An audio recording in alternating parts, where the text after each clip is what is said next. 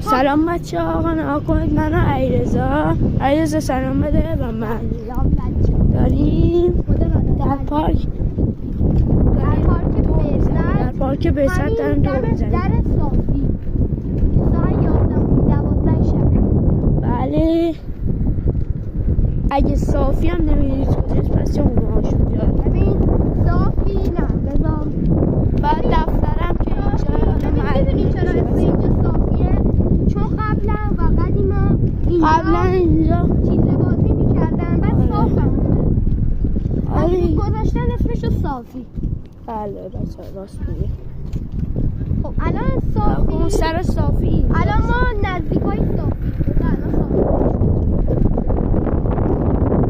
دختر بیرون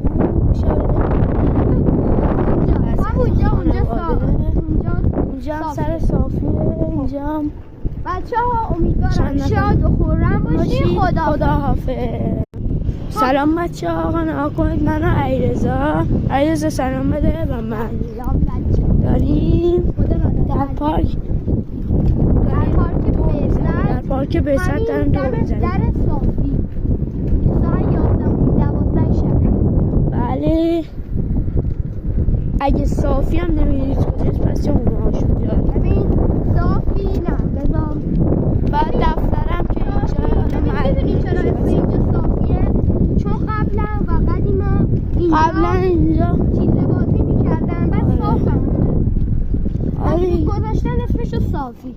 بله بچه ها راست میگه. خب الان صافی اون سر صافی الان ما نزدیک های صافی دختر بیرون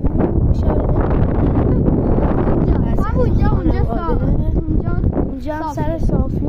اینجا هم بچه ها امیدوارم شاد و خورم باشی. خدا حافظ.